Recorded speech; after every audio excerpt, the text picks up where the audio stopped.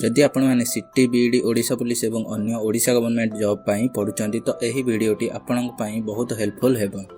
तो वीडियोटी को लास्ट पर्यंत देखंतु। मु ग्यारंटी दउची कि एही वीडियो परे आपण खेलाळीक संख्या एवं खेलर पद्धति उपरे आसुथिबा समस्त क्वेश्चन रो आंसर दे परिबे। तो खेलाळीक संख्या पाई सिंपल ट्रिक हेउची देखंतु। पोलो रे 4टी लेटर अछि तो पोलो रे 4 जण प्लेयर खेलंती माने रखिबे।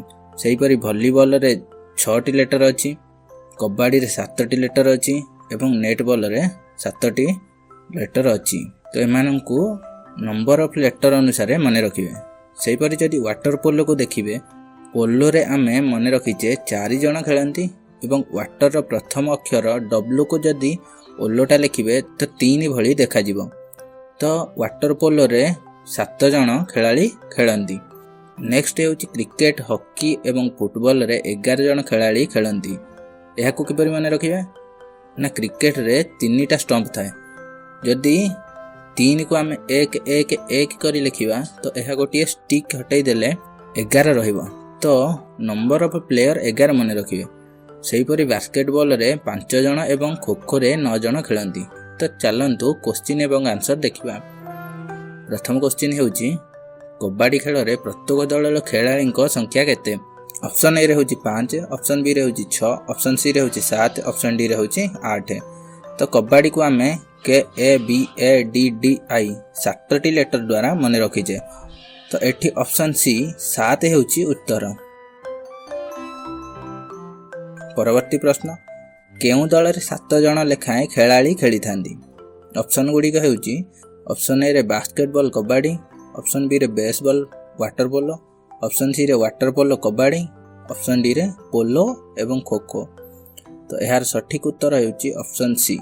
तो एहा को आमे किपरि मन रखिबा ना, वाटर रे डब्ल्यू को ओलोटा करी लिखिथिले जेपरि 3 एवं पोलो रे 4 लेटर थिला, जहा को मिसाई वाटर पोलो रे 7 जण एवं कबड्डी रे 7 जण माने रखिथिले।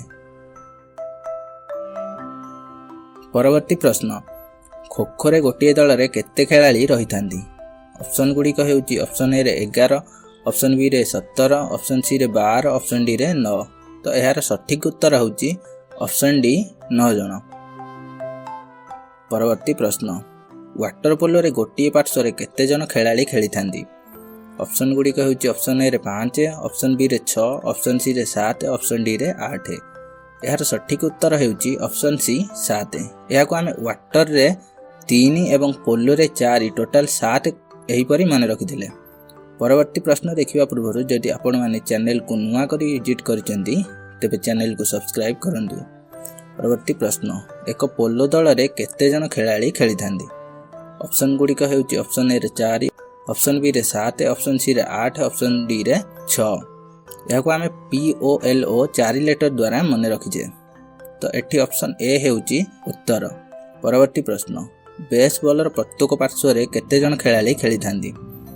ऑप्शन गुडी का हेउची ए रे 9, बी रे 11, सी रे 15, डी रे 7। एहार सठिक उत्तर हेउची ऑप्शन ए 9। परवर्ती प्रश्न, गोटिए बास्केटबॉल खेल रे प्रत्येक पार्श्व रे केते जण खेलाड़ी रही थांदी। ऑप्शन गुडी का हेउची ऑप्शन ए रे 5, ऑप्शन बी रे 6, ऑप्शन सी रे 7, ऑप्शन डी रे 4।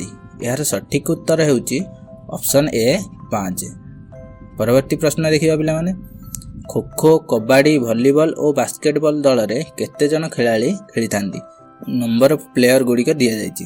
तो ऑप्शन ए रे होची 7 9 5 6, ऑप्शन बी रे होची 5 6 7 9, ऑप्शन सी रे होची 9 7 6 5, ऑप्शन डी रे होची 7 5 6 9। तो यार सठिक उत्तर हेउची ऑप्शन सी 9 7 6 5। परवर्ती प्रश्न, वॉलीबॉल, बास्केटबॉल एवं बेसबॉल रे प्रत्येक दल रे खेलाड़ी संख्या केते होई थाए। ऑप्शन गुडी का हेउची ऑप्शन ए रे होची 5 6 9, ऑप्शन बी रे होची 6 9 5, ऑप्शन सी रे होची 6 5 9, ऑप्शन डी रे होची 6 5 7। यार सठिक उत्तर हेउची ऑप्शन सी 6 5 9। परवर्ती प्रश्न, प्रत्येक वॉलीबॉल दल रे खेलाड़ी संख्या केते होई थाए। ऑप्शन गुडी का हेउची ऑप्शन ए रे 6, ऑप्शन बी रे 7, ऑप्शन सी रे 8, ऑप्शन डी रे 9। यार सठिक उत्तर हेउची ऑप्शन ए 6। परवर्ती प्रश्न, ନିମ୍ନଲିଖିତ କ୍ରୀଡ଼ା ମଧ୍ୟରୁ କେଉଁ କ୍ରୀଡ଼ାରେ ପ୍ରତି ଦଳରେ 11 ଜଣ ଲେଖାଏଁ ଖେଳାଳି ଖେଳି ନଥାନ୍ତି? ଅପସନ୍ ଗୁଡ଼ିକ ହେଉଛି କ୍ରିକେଟ, ଖୋଖୋ, ହକି, ଫୁଟବଲ। ତ ପିଲାମାନେ ଆପଣମାନେ ମନେ ରଖିଥିଲେ କ୍ରିକେଟରେ, ହକିରେ ଏବଂ ଫୁଟବଲରେ 11 ଜଣ ଖେଳାଳି ଖେଳିଥାନ୍ତି। ତ ପିଲାମାନେ ଏଠି ଆମର ସଠିକ ଉତ୍ତର ହେଉଛି ଅପସନ୍ ବି ଖୋଖୋ। ପରବର୍ତ୍ତୀ ପ୍ରଶ୍ନ, ଏମାନଙ୍କ ମଧ୍ୟରୁ କେଉଁ ଦୁଇଟି ଖେଳର ଖେଳାଳିଙ୍କ ସଂଖ୍ୟା ସମାନ? ଅପସନ୍ ଏରେ ହେଉଛି ପୋଲୋ, ୱାଟର ପୋଲୋ, ଅପସନ୍ ବିରେ ହେଉଛି ବାସ୍କେଟବଲ, ଭଲିବଲ, ଅପସନ୍ ସିରେ ହେଉଛି ବେସବଲ, ଖୋଖୋ, ଅପସନ୍ ଡିରେ ହେଉଛି ଫୁଟବଲ ଓ ରଗ୍ବି।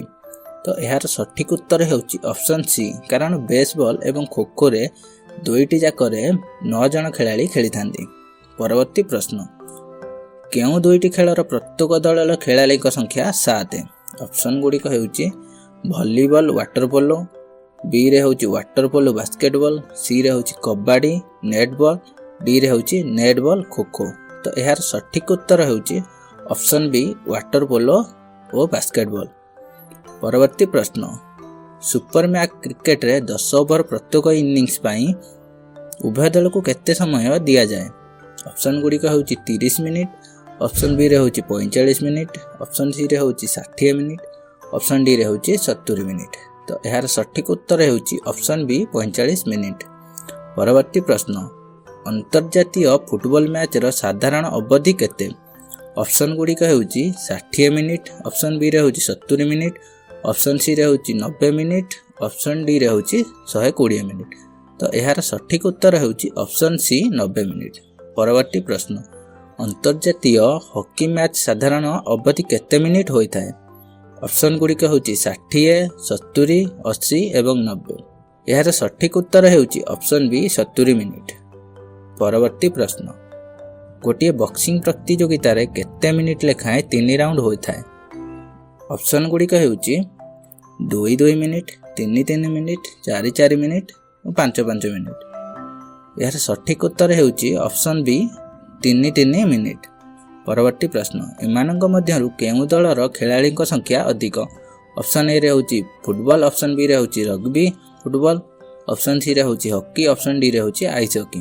ଏହାର ସଠିକ ଉତ୍ତର ହେଉଛି ଅପସନ୍ ବି, କାରଣ ରଗ୍ବି ଫୁଟବଲରେ 15 ଜଣ ଖେଳାଳି ଖେଳିଥାନ୍ତି। ପରବର୍ତ୍ତୀ ପ୍ରଶ୍ନ, ନିମ୍ନରେ ଦିଆଯାଇଥିବା କ୍ରୀଡ଼ା ମଧ୍ୟରୁ କେଉଁ କ୍ରୀଡ଼ାରେ ଉଭୟ ପୁରୁଷ ଓ ମହିଳା ଖେଳାଳିଙ୍କୁ ନେଇ ଗଠିତ ହୋଇଥାଏ? ଅପସନ୍ ଏରେ ହେଉଛି କାର୍ଫବଲ, ଅପସନ୍ ବିରେ ହେଉଛି ନେଟବଲ, ଅପସନ୍ ସିରେ ହେଉଛି ସଫ୍ଟବଲ, ଅପସନ୍ ଡିରେ ହେଉଛି ହ୍ୟାଣ୍ଡବଲ। ଏହାର ସଠିକ ଉତ୍ତର ହେଉଛି ଅପସନ୍ ଏ କାର୍ଫବଲ। ପରବର୍ତ୍ତୀ ପ୍ରଶ୍ନ, ରଗ୍ବି ଫୁଟବଲରେ ପ୍ରତ୍ୟେକ ପାର୍ଶ୍ୱରେ କେତେ ଜଣ ଖେଳାଳି ଖେଳିଥାନ୍ତି? ଅପସନ୍ ଗୁଡ଼ିକ ହେଉଛି ଅପସନ୍ ଏରେ 15, ଅପସନ୍ ବିରେ 16, ଅପସନ୍ ସିରେ 12, ଅପସନ୍ ଡିରେ 11। ଏହାର ସଠିକ ଉତ୍ତର ହେଉଛି ଅପସନ୍ ଏ 15।